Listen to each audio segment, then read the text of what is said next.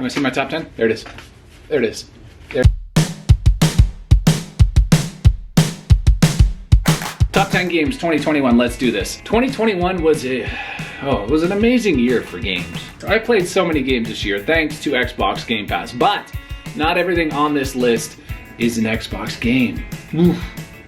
Let's get started. Just to be clear, these are the top 10 games I played last year. These are not necessarily games that were released last year. Number 10, not an Xbox game, SpiderMan, Miles Morales. My son got this for Christmas last year. I kind of rushed through it because I couldn't play on my own profile for some stupid reasons.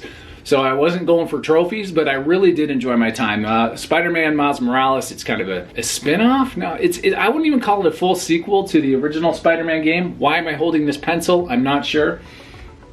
It's been so long since I played it. I can't go into detail, but I remember really enjoying it until the last boss. And that boss kicked my butt time and time again. I do remember that, but I did eventually complete it. Amazing soundtrack, awesome web slinging action. Played it on the PS4. I still think it looked great. Spider-Man Miles Morales coming in at number 10. Number 9, also not an Xbox exclusive, but I did play it on Xbox for the very first time. MLB The Show 2021 came to Xbox. They threw it on Game Pass. It made huge news. It was a big wave, big splash in the MLB community. What? They're taking my PlayStation game and they're putting it on an Xbox and then they're giving it away? How dare they? People were really upset. I was happy, I was thrilled, and I really got into MLB The Show for a good month or two, and then I started to think, you know, I'm pretty good at this game. I'm gonna take my skills online, and then I was humiliated. Still, I really enjoyed the game. I have some things I think they can fix to make the game more approachable, but they're never gonna listen to me. I just hit 300 subscribers, so yay, who's gonna listen to me? Coming in at number 8, Call of Duty Vanguard. Now, I haven't put a lot of time into this game, but the time that I have put into it, I quite enjoyed. I really love Modern Warfare of 2019, and I was hugely disappointed with Cold War, so this game felt like a return to form. Unfortunately, some other big heavy hitters, bam, came through and kind of knocked me off. I played the campaign, it was I had COVID, so maybe that had something to do with the way I felt about the game. But the campaign I knocked out in a morning, in one sitting. But Call of Duty Vanguard is not about the single player. The multiplayer seems really solid, and this is a number 8 for me. It would be higher, I think, had these other heavy hitters not come in, and I probably would have put some more time into it. So Call of Duty Vanguard, quite high up on the list, but I think it has potential. It's a good one of those. It's a good one of those. Number 7, Psychonauts 2. I was not expecting to really like this game when it was coming close to being on Game Pass. I tried playing the original Psychonauts on the original Xbox and I thought, this is not for me. But then the sequel came out. Like, I should give this a try. It's not going to cost me anything. And I played it and I adored it. It was an amazing game. It looked beautiful. It has a very unique art style. And the thing that will stand out to me is the way this game makes you think. It gets into mental health. Just some things that we all struggle with. If you have access to play Psychonauts 2, and you do if you have a PC or I think that game's on every platform.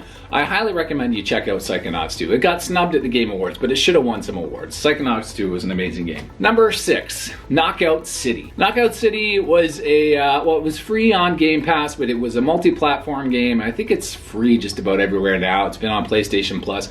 This game occupied this house for a good month. And I would play with the kids, and we were unlocking things. I was doing daily challenges, all the things that I love about games. Daily challenges, blah, blah, blah, blah, blah. Great multiplayer. After a while, though, after that month, the hype seemed to wear off, and the gameplay loop was a little bit too repetitive. There just wasn't enough variety. There wasn't just enough that you could do. But for that month, I loved the game, and I'll cherish it for that. And it was one of my top games of 2021. Will it stand the test of time? No, it won't. I'm sorry. Not for me anyway, but I had a good run with Knockout City, and I'd recommend you check it out. Number 5, Gears Tactics. I don't want to say I'm no stranger to tactics games. I've played a handful of them, but they're not really my go-to. Mario plus Rabbids was one, and Gears Tactics, I tried it on my Xbox, I was playing with the controller and I was like, eh.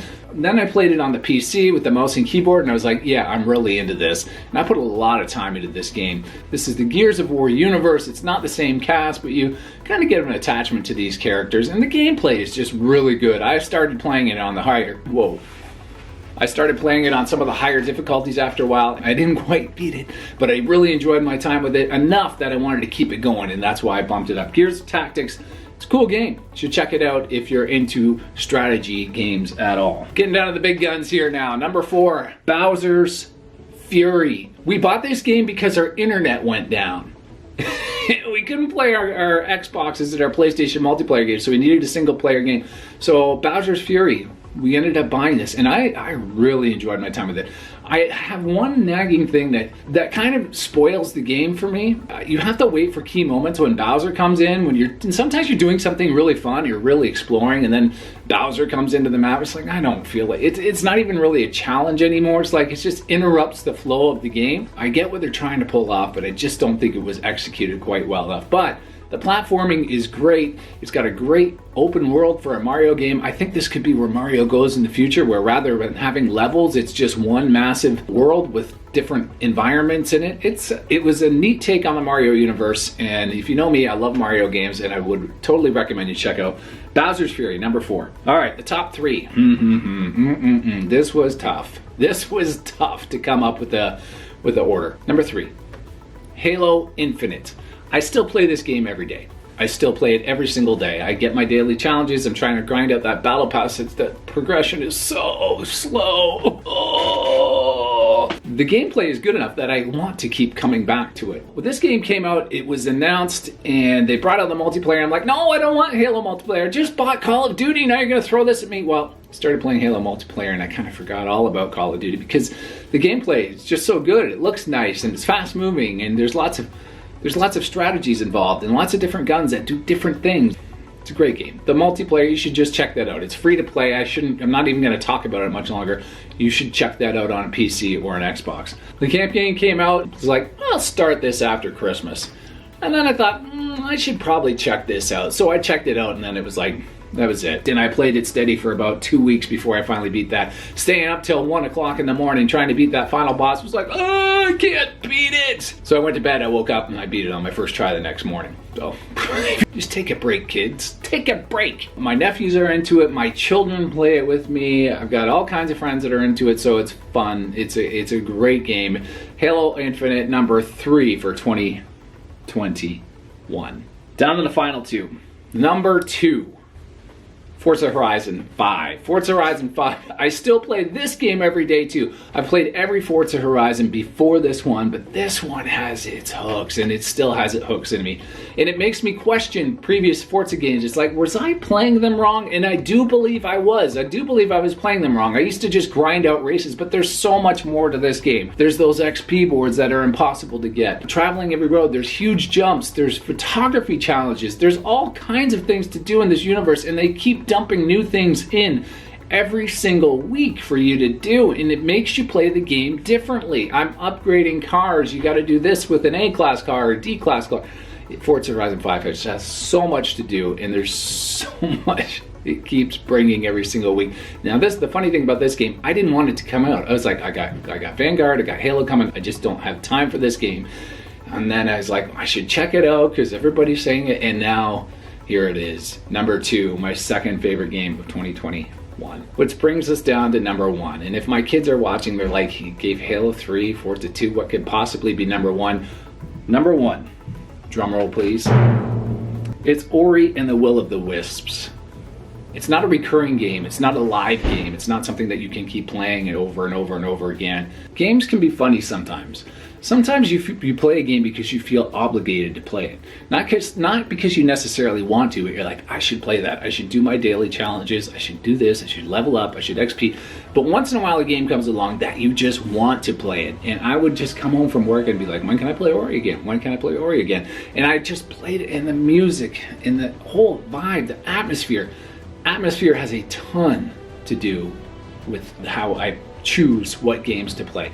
And the atmosphere of this game, combined with the music and the gameplay and the hook and the constant over and over again, when you finally do those difficult challenges, you do those difficult missions, just a beautiful, beautiful game that I will always cherish. I'll probably burn out on Forza and be like, ugh, I can never play that again. I'll probably burn out on Halo and be like, ugh, I can never play again. Ori will always be in the back of my mind as one of the most beautiful games ever created. But we'll do this top 10 again next year. Bye, everybody!